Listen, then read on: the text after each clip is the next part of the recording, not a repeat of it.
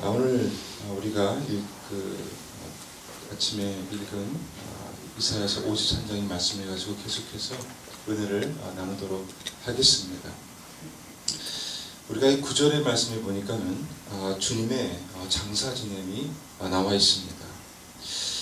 7절에서는 주님께서 우리를 위해 고난을 받으시고 8절에서는 영혼들을 위해서 주님께서 죽임을 당하시고 9절에는 이 장사 지냄이 나와 있습니다.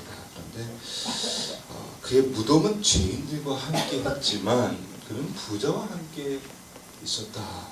그래서 우리가 마태복음 27장에 보면은 이 부자가 아리마대 요셉이라는 것을 알 수가 있습니다. 그는 예수님의 제자였고 그의 그 새로운 자기 자신의 그 무덤에 예수님의 시신을 모셨습니다. 근데 우리가 질문을 할 것은 참 주님께서 700년 전에 선지자의 눈을 열어서 여러 가지 그 메시아에 대한 그 glimpse를 보여줬는데 왜 부자와 함께 있는 것을 주님께서 보여주셨을까? 왜 주님께서 죽으시고 나셔가지고 부자의 무덤에 장사 지냄을 받은 것을 보여주셨을까? 여러분, 이 말씀은 소망의 말씀을 좀 있습니다. 주님께서 낮추셔서 오셔서 육신을 입고 우리의 고난을 당하시고 구속의 역사를 그 십자가에서 끝내신 뒤에는 더 이상 낮추심이 필요가 없다라는 것이에요. 할렐루야. 여러분, 그가 죄인이라서 형벌을 받은 것이 아니라 그는 강포를 행하지 아니하였고 그 입에는 거짓이 없었으나 그는 의로우신 분이셨지만 참 이러한 억울한 죽임을 당하셨는데 그 죽음이 참으로 고귀하고 아름다운 죽음이었다는 것을 상징해 주는 것이 그가 부자의 무덤에 장사 지냄을 받았다는 것인 줄 믿습니다. 높임을 받으시는 거죠. 여러분, 더 이상 낮아짐이 필요 없다는 것이에요. 그의 죽음의 목적이 이루어졌다는 것입니다. 여러분, 우리가 계속 읽으면은 참 너무나 참담한 것 같지만서도 53장에 계속해서 참 그 메시아가 고난을 당하는 그 모습이 참담하게 느껴지지만서도 여기서부터 바뀌는 거 아니겠어요? 할렐루야? 네. 하나님께서 아버지께서 아신다는 것이죠. 그리고 그 아들을 높이신다는 것이죠. 그래서 여러분께 10절부터 보게 되면은 참 소망적인 말씀이 계속해서 나옵니다. 결국에는 그가 상함을 받고 또는 질고를 받은 것도 아버지께서 원하셨다. 속건제물로 드리기 위해서. 그리고 나서 그는 메시아는 자기의 씨를 보게 된다. 자기의 후손을 보게 된다는 것이죠. 그리고 그의 날이 길 것이다. 또 그의 손으로 여호와께서 기뻐하시는 뜻을 성취하리로다. 메시아의 손을 통해서 아버지께서 원하시는 것이 이루어진다는 것이에요. 여러분, 또 우리의 손을 통하여서 아버지의 원하시는 일들이 이루어지기를 주 이름으로 축원합니다. 그러니까 아버지께서는 모든 능력으로 행하실 수도 있으시지만서도 메시아의 손을 통해서 그 기뻐하시는 뜻을 이루시게 하셨고, 우리가 여기 보니까는 계속해서 참 어떻게 해서 이 아들이 아버지에게 기쁨을 드릴 수 있는 일을 할 수 있었을까? 그 내용들이 몇 가지가 나오는데 우리가 11절에 보니까는 나의 의로운 종이 자기 지식으로 많은 사람을 의롭게 하며라고 나와 있습니다. 여러분, 고난의 종의 첫 번째 행함이 무엇이었는가? 지식이었어요. 아는 것이었습니다. 왜 잡혀서 고난을 받고 죽임을 당해야 되는가를 아셨다는 것이죠. 참 겟세마네 동산에서 기도하실 때는 참 가능하면 이 잔이 내게서 지나가게 해달라고 기도하십니다. 그러나 그 기도를 통하셔서 아버지 뜻을 수용하시고 나서는 그런 질문이 전혀 없었어요. 모든 것을 그대로 그냥 진행하시는 것을 볼 수가 있는데 아셨다는 것이죠. 여러분, 이 고난의 종이 갑자기 그냥 잡힌 바 되어가지고 죽임을 당했다면은 그 죽음은 전혀 의미가 다른 죽음이 될 수가 있고 의미가 없는 죽음이 될 수도 있습니다. 그냥 오셔가지고 그냥 어느 날 다른 방법으로 죽임을 당했다. 본인도 기대하고 있지 않다가 상상하고 못하고 있다가 갑자기 죽음을 당한다. 이래가지고 대속의 죽음이 되는 것은 아니라는 것이죠. 이 죽음이 대속의 죽음이었고 우리를 십자가에서 대신해서 고난을 받으시는 것인 줄 아셨고 거기에 동의하시고 순응하시고 순종하셨기 때문에 대속의 죽음이 된 것처럼 우리도 아버지의 뜻을 알아야 되는 줄 믿습니다. 할렐루야. 주님의 뜻을 알고 왜 주님께서 나를 이런 방향으로 이런 길로 인도하시는가를 알아야 되고 거기에 우리가 순종할 때 믿음이 있는 것이 하나님의 역사가 일어난다는 것이 그냥 우리가 우리 뜻대로 주님을 섬기고 열심만 있다고 해가지고 우리의 섬김이 가치가 있는 것은 아니라는 것이에요. 우리가 그러기 위해서는 말씀을 알아야 되는 줄 믿습니다. 할렐루야. 계속해서 말씀을 봐야 되고요. 그 다음에 계속해서 기도하면서 주님과 교통을 해야 됩니다. 주님의 뜻을 알아야지 인도함을 받아야지 제대로 행하는 것이고 그 모든 행함이 단순히 종교적인 행함이 아닌 의미 있는 행함이 되는 줄 믿습니다. 예수님도 그냥 내가 죽으면 되는 거구나 이게 아니라 어떻게 언제 어떠한 자세로 누구에게 의해서 이런 모든 과정들이 다 의미가 있고 예언을 성취하는 것이기 때문에 하나하나 순종하셨어요. 여러분 지금 그 고난을 채찍을 받으면서 계속해서 고난의 과정을 겪으면서 그 순간에도 아버지하고 교통하시면서 아버지의 뜻이 무엇인지 구했던 예수님을 한번 상상해 보시길 바랍니다. 모든 것이 편안할 때는 기도하기도 편하고요. 네. 감화 감동 속에서 좀 은혜도 받으면서 무엇이든지 주를 위해서 할 것 같은데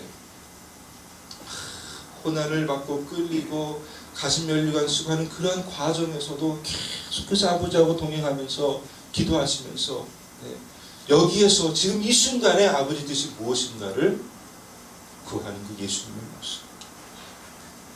우리는 그냥 고난받으면은 저도 그래요.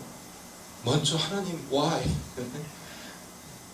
주님에게 질문하고 왜 이런 일이 일어날까? 하나님하고 따지려고 하는 경우가 얼마나 많습니까? 하여튼 이러한 주님의 모습이 진정으로 믿음의 길이 무엇인가를 우리에게 보여주고 있습니다. 또 보니까는 12절에 그가 자기 영혼을 버려 사망에 이르게 했다고 나와 있습니다. 죽임을 당하셨는데 그가 스스로 죽음에 임하면서 목숨을 스스로 내어놓는 모습이 나온다는 것이에요. 그냥 끌려가지고 오게 되는 것이 아니라 스스로 자기 영혼을 버려 본인이 하시는 것이에요. 수동적인 것이 아니라 능동적인 자세였다는 것이고 고난을 선택하셨다는 것입니다. 우리는 가니까는 가면서 최대한으로 고난을 줄일 수 있는 최소한의 고난을 받으려고 하는 그러다가 주님께서 마음을 바꾸셔가지고 그냥 좀 피하게 해주시면 할렐루야. 그런데 여기서 보니까 주님께서는 죽음이었어요. 죽음까지 가야 된다는 것이죠. 그것이 본인의 능동적인 순종이 되었습니다. 주님께서 우리를 부르신 부름도 우리 자신을 부인하고 우리 십자가를 지고 따르라는 것은 거기까지 가라는 것인데 우리는 솔직히 저도요 흉내만 내기를 원할 때가 많아요. 흉내만 내기. 그러다가 좀 힘들어지면 여기서 탁 엑시트할 수 있는. 그러나 수동적인 자세는 그렇게 될 수밖에 없어요. 주님은 능동적인 자세였다는 것이죠. 비록 잡히는 것은 참 피동적으로 그렇게 군대들이 와서 잡아가고 또 고난을 주고 했지만서도 그 과정에 주님의 능동적인 순종이 있었다는 것입니다. 이런 주님의 모습을 우리가 따라야 될 줄 믿습니다. 주님께서 죽으신 뒤에 그 다음에 살아난 그 부활의 소망이 여기 나와 있습니다. 우리가 고린도전서 15장에 봐도 바울이 성경대로 죽으면서 일어났다고 말씀해 주는데 성경 어디에서 어디대로 참 주님께서 일어났는가? 아마 바울이 이사야서 53장 20절을 생각지 않았는가 하는 생각을 합니다. 영혼을 속건제물로 드렸다는 것은 죽었다는 것인데 그가 후손을, 죽은 사람이 어떻게 후손을 봅니까? 사신다는 거죠. 그의 날은 길 것이요 죽지 않는다는 그러한 약속의 말씀이 여기 나와 있는 것입니다.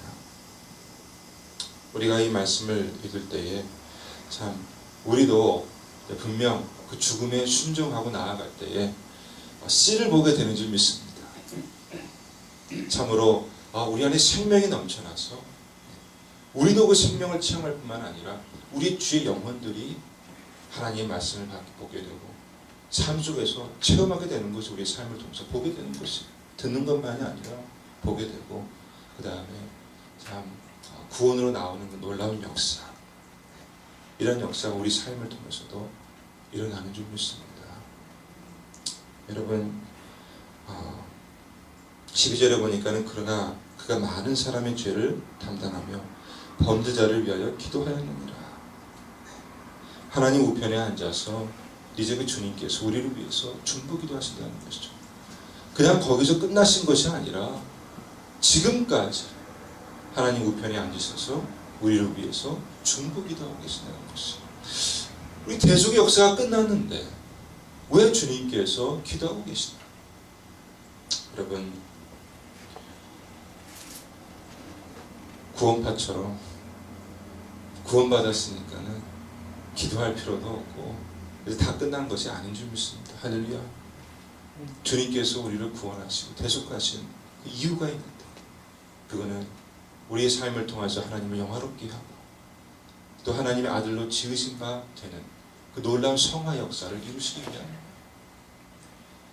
이 참 어두워진 이 피조물, 이 세상 속에서 주님의 빛을 발하는 그 삶을 살기 원하신다는 것이죠.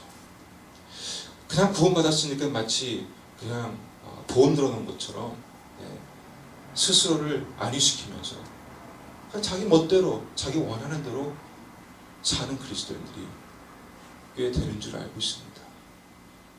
우리는 그런 부류가 아니라 계속해서 우리를 위해서 중보기도 하고 계시는 그 주님, 진정으로 주님이 대속하신 그 목적을 이루어드릴 수 있는 삶을 우리가 살아야 될 줄 믿습니다. 계속 우리도 주님과 함께 기도하면서 그 주님의 그 기도와 맞추어서 신앙생활을 해나가야 된다는 것이에요. 참 여러분, 다른 길로 가기가 너무나 쉽습니다. 시작은 좋았는데 곁길로 빠지기가 너무나 쉬워요. 안일해지기가 너무나 쉽습니다. 자신을 부인하고 십자가 지는 것보다는 참 다른 게 그럴싸하게 보이는 것들이 너무나 많아요. 여러분, 예수님께서 이제 이 사역의 마지막인데 사역의 초에, 사역을 시작하길 때에 기도하시는 모습이 나오지 않습니까? 광야에서 40일 기도하실 때 세 차례에 걸쳐가지고 시험을 받으시는데,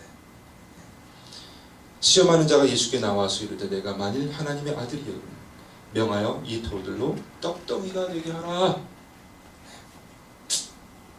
여러분, 우리의 삶이 그냥 우리 배를 채우고 우리의 공고함을 채우는 어떠한 그러한 이것을 위해서 주 앞에 간구하고 기도하고 이것이 신앙생활이 되어버리면 그래서 이 세상에서 축복받고 모든 것이 잘 풀리는 일단 그런 것을 바라보고 우리가 신앙생활을 할 때가 많이 있습니다. 이런 유혹이 있어요.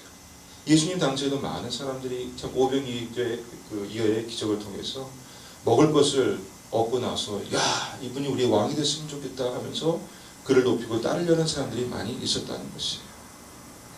예수님은 그런 왕으로 오시지 아니하셨는데 우리의 구원은 떡에 있는 것이 아닌데 배부르게 하는 것이 있는 것이 아닌데 그 구원을 더 귀하게 생각하고 그것을 바라보고 뛰어갈 때가 있다는 것이에요. 이건 주님의 십자가하고 상관이 없는 것이죠. 걸림돌이 되는 것이죠. 그 뒤에 마귀가 어떻게 했습니까? 거룩한 성으로 데려가서 성전 꼭대기에서 내가 만일 하나님의 아이들이거든 뛰어내리라. 그가 너를 위하여 그 사자들을 명하시니 그들의 손으로 너를 받들어 발이 돌에 부딪히지 않게 하리로다. 또 유혹을 하지 않았습니까? 참 기적은 참 좋죠. 왜냐하면 고통 없이 모든 게 그냥 다 해결이 되어버리니까. 네. 하나님의 능력으로 네. 다 그냥 착착착착 네. 일사천리로 모든 것이 다 해결되는 어떤 그러한 축복. 삶 속에 아주 평안하고 믿는 것도 그냥 표적 보여주면 얼마나 쉽겠어요. 그러나 표적 보고 믿는 믿음이 오래갈 수가 없어요. 표적 보고 믿게 됐다가 네, 내 앞에 표적이 보이지 않냐면 더 이상 믿음이 흔들리는 것입니다. 보지 않고 믿는 자가 복된 줄 믿습니다. 참 믿음을 가질 수 있는 것이에요. 항상 그 표적을 내 앞에 보고 살아가기 원합니다. 유대인들은 표적 입에 달고 살았어요. 믿음도 보이지 아니할 때, 때로는 너무나 암담하고 막막할 때, 그 가운데도 하나님을 우리가 신뢰할 수 있을 때, 그 믿음이야말로 참된 믿음이 되는 줄 믿습니다. 마귀가 또 그를 지극히 높은 산으로 가서 천하만국과 그 영광을 보이는데, 만일 내가 엎드려 경배하면 이 모든 것을 내게 주리라. 그래서 참 예수님으로 하여금 이 세상에 왕권을 넘겨주겠다는 것이죠. 예수님께서 왕이 되셨다고 봅시다. 그 당시 이 구속의 역사가 없이 왕이 되셔서 통치권을 주님께 쥐고 이제 주님이 원하신 대로 다스린다고 봅시다. 구속의 역사가 없이 진정한 하나님 나라가 이루어질 수 있겠냐는 것이. 우리는 때때로 참 우리가 그리스도인들이 권력을 쥐게 되고 참 모든 권한을 다 쥐게 되면 그것을 통해서 하나님 나라를 이룰 수 있을 것이라고 생각할 때가 많아요. 그게 예수님이 받은 유혹이지 않습니까? 십자가 질 필요 없이 그냥 이 권력, 능력, 권세만 잡으면은 마음대로 내가 정책을 펴가지고 하나님 나라를 그런 식으로 이 땅에 이르게 할 수 없다는 것이에요. 여러분, 다른 길이 없는 줄 믿으시길 바랍니다. 십자가의 길밖에 없어요. 오직 우리 자신을 부인하고 주님을 따르는 길밖에 없다라는 것이에요. 거기에 진정한 우리의 자유함이 있고 주님의 구원의 역사가 있는 줄 믿습니다. 우리가 고난주간을 맞이하면서 다른 것 생각지 마요. 다른 게 생각지 마요. 혹시나 나로 하여금 이 주님의 뒤를 따르는 이 십자가의 길을 못 가게 한 것이 있다면 오히려 그것을 우리가 주 앞에 회개하고 우리가 온전히 수용해야 될 줄 믿습니다. 우리의 삶을 주님의 성령의 능력으로 오늘도 다시 한번 재점검하시고 또한 초점을 맞추시게 하시기를 주 이름으로 축원합니다. 기도하시겠습니다. 좋으신 주님 감사합니다.